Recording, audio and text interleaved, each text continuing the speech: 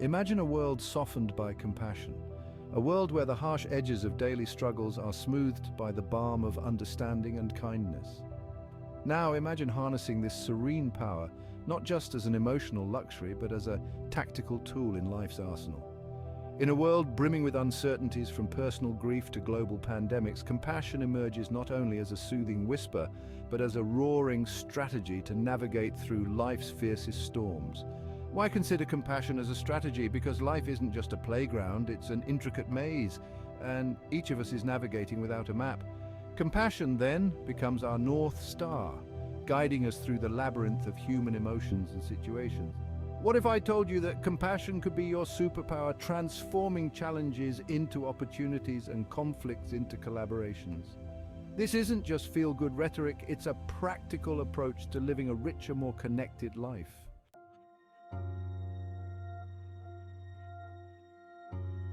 Compassion defined, what it really means.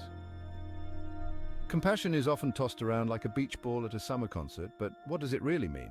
It is more than just feeling sorry for someone, it's about actively understanding and wanting to alleviate their suffering. Unlike empathy, which involves sharing another's emotional experience, compassion drives us to action. Scientists have begun to spotlight the perks of practicing compassion, from lowering stress levels to enhancing our overall happiness. This isn't just heartwarming, it's groundbreaking.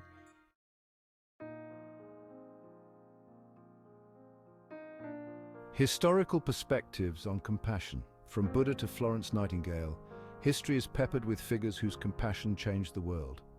Ancient philosophies, whether from the Stoic streets of Rome or the tranquil gardens of Kyoto, have long argued that compassion is a cornerstone of moral leadership and societal well-being.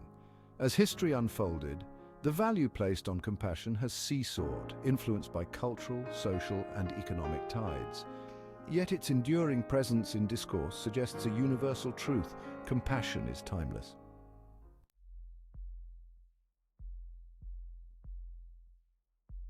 The science behind compassion. Turns out compassion is not just good for the soul, but it's also a feast for the brain. Neurologists have identified areas within our grey matter that light up like a Christmas tree when we show compassion. This neural activity is linked to the release of feel-good hormones, which not only makes us feel warm and fuzzy, but can also boost our health by reducing stress. Psychological studies echo this, showing that compassionate individuals tend to lead longer, more satisfying lives. So, by being kind, you're not just helping others, you're giving yourself a health elixir.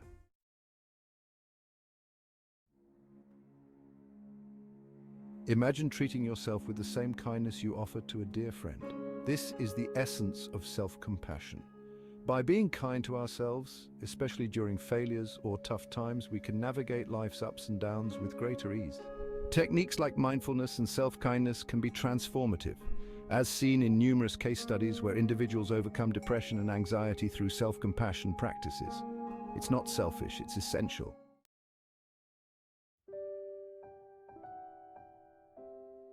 Love might make the world go round, but it's compassion that keeps it stable. In romantic partnerships, showing compassion can deepen connections and bridge misunderstandings. The same goes for family dynamics and friendships. The glue that holds these bonds together is often made of compassionate acts and words. Building a foundation of compassion can transform superficial relationships into profound connections. It's about seeing and appreciating the other, flaws and all.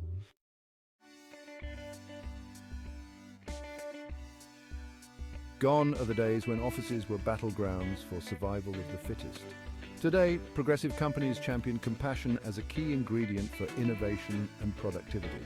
Leaders who show genuine concern for their team's well-being create an atmosphere where creativity and collaboration flourish. Tips for fostering this environment include listening actively, recognizing individual contributions, and promoting an open, inclusive culture. After all, a happy team is a productive team.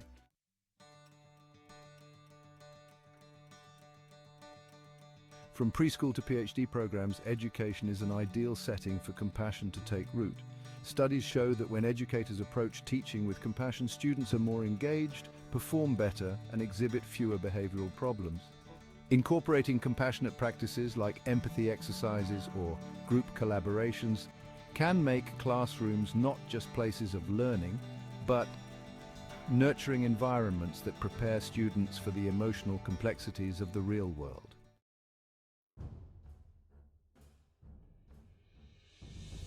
Whether it's a personal loss or a global disaster, crises demand compassion. Personal stories of individuals stepping up to help during catastrophes highlight how compassion can lead to heroic acts and deep connections.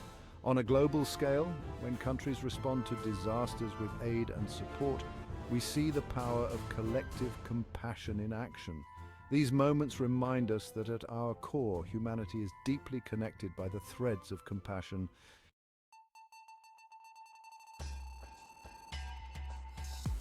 In an age where technology often seems to isolate more than it connects, there are shining examples of how it can be a conduit for compassion.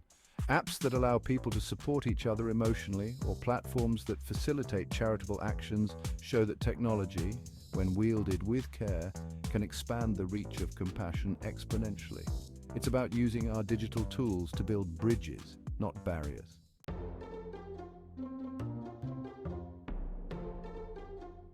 Some societies are renowned for their compassionate approach to life, like Bhutan, which measures prosperity through gross national happiness. These cultures show that when compassion permeates societal norms, it can lead to more harmonious living and better international relationships. Encouraging compassion as a community value can transform societal interactions, creating a more understanding, supportive environment for all.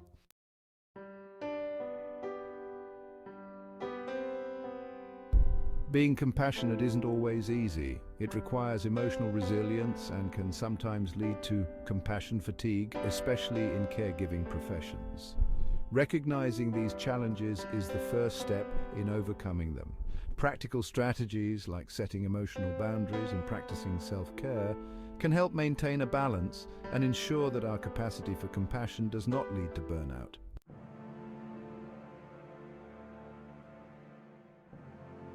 Leaders like Nelson Mandela and Mother Teresa not only led with their minds, but also with their hearts. Their compassionate approach to leadership inspired loyalty, spurred change, and healed communities. Modern leaders can learn from these examples that leading with compassion can be a powerful way to inspire and affect change. It's about leading by heart, guiding with wisdom.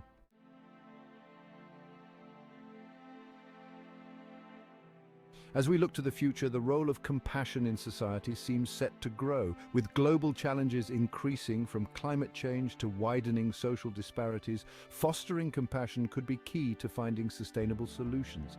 It's about planting seeds of compassion today that will bloom into the forests of tomorrow.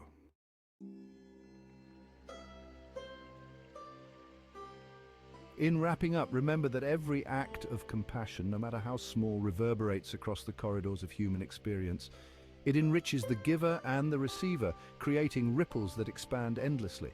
So let's choose compassion, not just as a moral duty, but as a strategic approach to life. For in the geometry of human relationships, compassion is the most vital angle. Here's to living a life punctuated by acts of understanding, kindness, and yes, profound compassion. This essay provides a comprehensive exploration of compassion as a fundamental strategy for navigating life's challenges. From the personal to the global scale, compassion enhances relationships, workplace dynamics, education, and leadership, promoting overall well-being and societal harmony. By understanding the scientific, historical, and practical aspects of compassion, we can adopt it not only as an emotional response, but as a proactive approach to fostering a more empathetic and supportive world. Embracing compassion in everyday interactions promises a future where humanity thrives through mutual understanding and care.